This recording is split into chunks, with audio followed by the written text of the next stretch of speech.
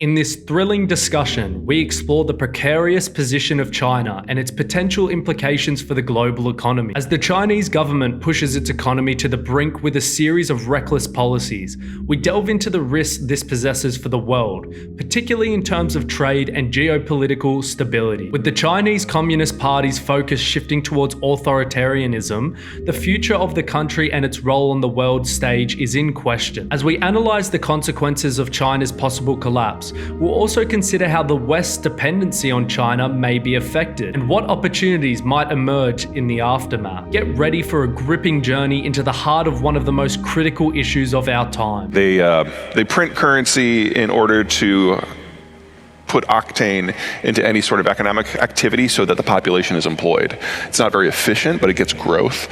They've now taken that further and farther than any other country in history, and every other country in history who's ever tried this has eventually had a crash. So they're going to be wrestling with all of these things in addition to a failing political system. It all comes to a head this decade, and if we're moving into an environment where growth is no longer part of the Chinese story, and the only way that they can kind of hold the center and keep the CCP in charge is authoritarianism, then all of a sudden, trade doesn't look nearly as exciting to them. And if you look at the folks that Xi appointed to be in his Politburo in the last couple of weeks, they're all yes men. None of them are technocrats. None of them know much about economics or trade or manufacturing at all. It's a leadership, all that's left of the leadership now is control. And if they crash the economy and if it collapses by 2/3 and they have a famine, but it allows the CCP to remain in charge, then from their point of view, that's probably worth it. So you think about the fact that they benefited greatly from the flow of US dollars into their economy to really fund all of this infrastructure that they've built out. It seems like if you're trying to maintain that status as a world power, doing it is inevitably going to fail at some point. Oh yeah, I don't think they have their eyes on world powerdom anymore. They may have a lot of vessels, about 600 versus our 300, but about 90% of them would fit in this room. I mean, not all at the same time, don't be dumb. But like one at a time. They're small, they have very limited range, they can't make it past the first island chain.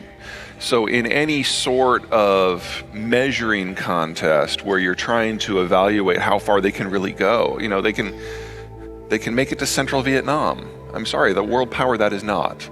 So what about Taiwan? Oh boy. They've gone out and said that it's rightfully theirs. Yeah. They have demonstrated a willingness at the top level to make very irrational, what we would view as irrational, authoritarian decisions that are somewhat suicidal. Is this inevitable? Is Taiwan inevitable in terms of them going out and trying to attack it? I'm going to be in the minority on this topic. I don't think a war is imminent or inevitable. In fact, I don't think it's going to happen at all. The Chinese look at Taiwan in a number of similar ways to the way the Russians look at Ukraine. And so the Taiwanese have used a series of assumptions, the Chinese have used a series of assumptions to prepare for the war. Because you don't just snap your fingers and, we're going to do it tomorrow. No, this decades of preparation. And they've always counted on the Russians to kind of be the canary in the coal mine. So assumption number one, it's going to be an easy fight. Well, you can walk from Moscow to Kiev. And the Ukrainians had only been preparing for this war for 8 years. You have to swim to Taipei, and the Taiwanese have been preparing for 45. Also, the US is a naval power, and Taiwan's an island. So assumption one, gone. Assumption two, Russian weapons are pretty good, so let's steal all their IP and clone them for our entire military. They're now having a $2 trillion of buyer's remorse. Assumption number three, Russia's way too important to the world, so no one is going to sanction them if the war happens. Well, crap. And say what you will about the Russian economy, it is wildly inefficient, but it is the world's largest producer and exporter of energy and food products.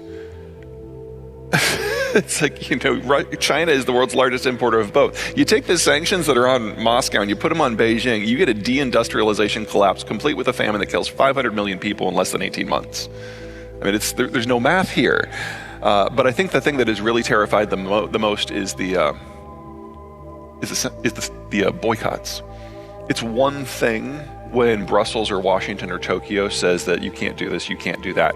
But when Halliburton emerges as the voice of morality, holy crap. The Chinese economic model is based on access to foreign markets and foreign technology. You remove that, there is nothing left. China's once ambitious quest for global dominance seems to be faltering, as the nation's focus shifts towards authoritarianism and maintaining internal control. The country's extensive reliance on foreign investments and technology has left it vulnerable to sanctions and boycotts, which could lead to a catastrophic deindustrialization collapse, threatening the lives of millions. Furthermore, China's military capabilities may not be as formidable as once thought.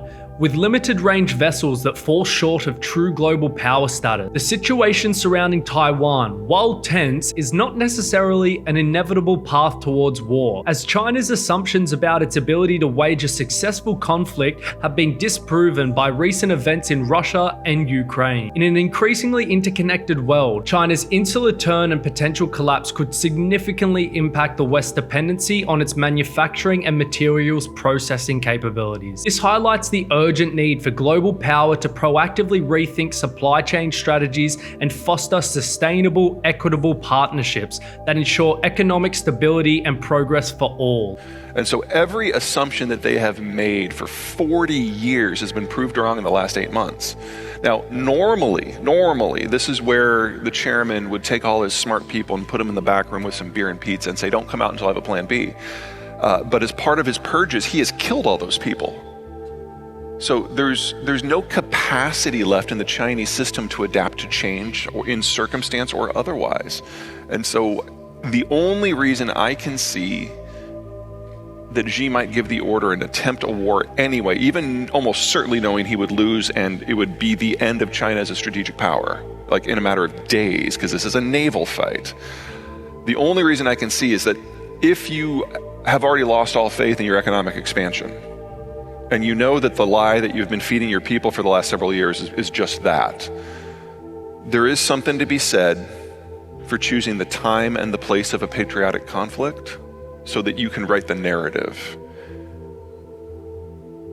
That's the only reason, though, and that means, you're talking about that 500 million dead Chinese from famine. If that might be a price they are willing to pay in order to retain power, but that is not a China that matters to the world. I mean, they've done this before, right? They've had, in history... multiple collapses, yes. Reckless policies. Oh, God, yeah. There's dozens of examples of how China can go to hell very quickly. And it does usually end with civilizational collapse. So the dependency we have in the West on China, what does this mean for, if they're not going to attack Taiwan, but they're becoming very insular, what does that mean for us? Well, there's two areas where the United States in specific has a degree of dependency. One is materials processing, primarily in metals, but not exclusively. And then second, of course, is manufacturing, most notably in electronics. Those I don't mean to belittle those. If we're going to attempt the green revolution at all, we need the lithium. If we want to do any sort of large-scale construction, we need the steel, we need the aluminum, and everything else. The advantage we have in the materials processing is most is based on technologies from the 1910s and 1920s. It's not hard. It's not really expensive. It does take time to build it out. And so the faster the Chinese break happens, the more of an adjustment period we're going to have. But I would argue that we are going to get there anyway, and so I would rather see us starting sooner rather than later. As for electronics manufacturing, there's this weird disconnect between fact and reality in the United States on what the reality of Chinese manufacturing is. I think the best way to explain it is to look at their semiconductor industry, because everything is kind of a derivative of that these days. So the high-end chips that you put into computers or cell phones, they don't make any of those. They import 100% of them. Those come from Taiwan, Korea, the United States, and Japan. The mid-grade chips that go into cars and freight services and power management system and aerospace, they don't make any of those either. They import 100% of those. Those come from Malaysia and Thailand. The low end, your singing dryer, the chip in your watch that beeps when you're whisking things just right, your margarita machine, Internet of Things, that's China's stuff. That's all China. But they don't make any of the machinery that's necessary to make it. That's all imported, as are the tools that operate those machines, as is the software that those machines run on, as is the staff that manage those facilities. And say what you will about Joe Biden, 2 weeks ago he basically killed the Chinese tech industry because he said you can't import the high end or the medium end or the equipment, the tools, the software make the low end. And by the way, if you're an American working in that sector, you have to choose between your citizenship and your job.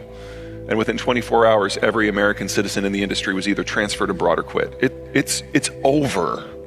We're just now waiting for the Chinese to decide how they want to die, because all they can do now is assembly.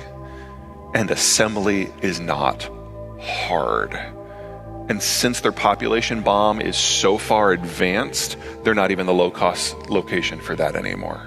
In conclusion, China's insular shift and the possibility of an impending collapse present both challenges and opportunities for the United States and the world at large. The US must acknowledge its dependency on China for materials processing and electronics manufacturing and proactively adapt by diversifying supply chains and investing in domestic capabilities. The nation should seize this moment to reevaluate its reliance on Chinese resources and accelerate efforts towards a green, self-sufficient future. Furthermore, the exposed limitation of China's tech industry offers the US and other global players an opportunity to capitalize on their own strengths in high-end and mid-grade technologies. As China's population demographics and economic competitiveness wane, the world must prepare for a transformative post-China era where innovation, collaboration, and sustainability will drive progress and prosperity for all.